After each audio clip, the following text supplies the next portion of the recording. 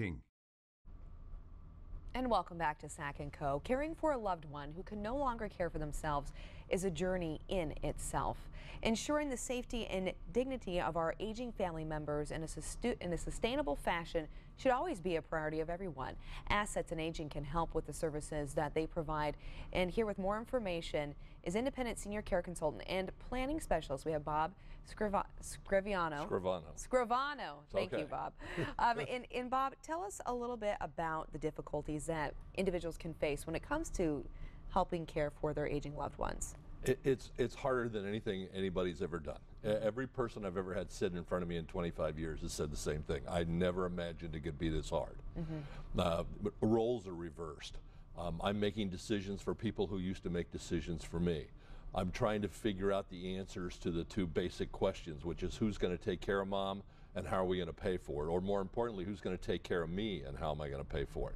It's like nothing people are prepared to do. We just never think about doing it, and it's something that could last for 3, 4, 5, 8, 9 years. Yeah, there's always the unknown. Yes. Yeah, so finances, a big part of this journey as well. So what role does Medicare and Medi-Cal play in that? It's a great question, and the answer is Medicare pays almost no role in it. Oh. Medicare does not pay for any form of long-term care. They don't pay for nursing homes, they don't pay for assisted living, they don't pay for home care. The two primary payers of care, especially in nursing homes, are either the individual, the person or the family, or Medi-Cal. Okay. Medi-Cal does help pay for nursing homes, some in-home care, and in some cases assisted living. Okay, what about veteran benefits? Veterans benefits will help pay, not for nursing homes, but will help pay under certain circumstances for home care or assisted living. Okay, all right. But tell us a little more, though, about how Assets and Aging can help make this process a little easier. When people are confronted with this, they're confronted with a whole bunch of issues they never thought they were going to have to deal with. How do I pick a caregiver? Where's mom going to stay? Who's going to take care of mom? Is my brother-in-law from Missouri going to move here to take? Are we moving mom to Missouri? Yeah. Mom has dementia. Mom doesn't have dementia. Dad has dementia, and his 85-year-old, 100-pound wife is taking care of him 24 hours a day. So we're all of a sudden confronted with frailty issues which none of us have planned for. We may have planned for dying issues, but none of us have prepared for what happens when I can't take care of myself anymore. And knowing that that process could not just go on for a couple weeks, it could go on for years. Yeah, I mean, there are just so many different variables and so many different life situations.